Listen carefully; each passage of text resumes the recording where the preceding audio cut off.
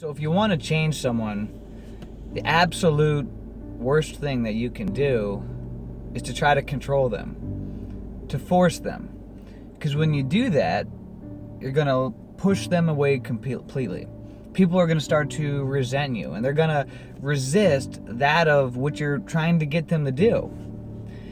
You know, if you're a parent and you have a kid, the best way that you can get your children to do what it is you want them to do is to lead by example.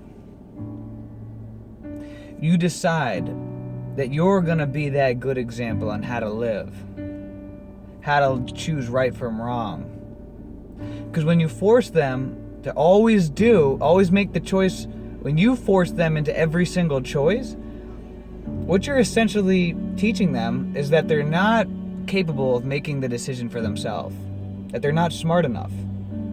But if you put them in a position of power, you lead by example, and then you put them in a position where they can make the right or the incorrect choice, then a lesson is learned. Then if they make a mistake, you follow up with consequence.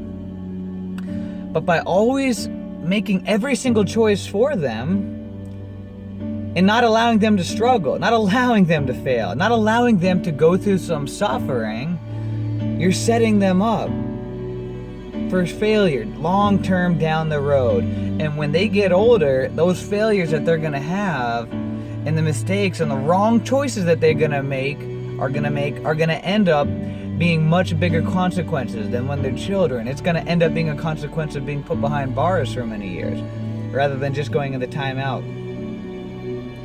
And so we teach, we learn by example. Think about the people that you follow, the people who are your inspirations. They probably lead by example rather than lecturing you and then not doing what it is that they said that they do. They probably literally just lead by example, and because their example is so authentic, it inspires you to want to learn from them, for you to want to model after them.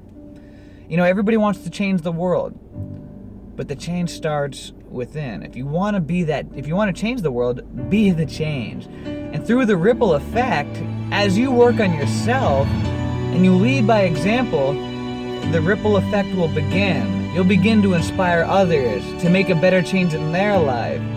And the change that you so seek in other people and in your environment and in your community will begin to take place, even if it's just slowly.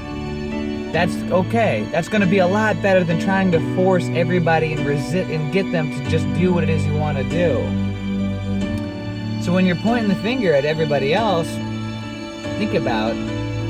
realize every time you point the finger, there's 3 fingers pointing right back at you. As a teacher and a lesson to you that you need to work on yourself just a little bit more. And to be that example. Lead by example.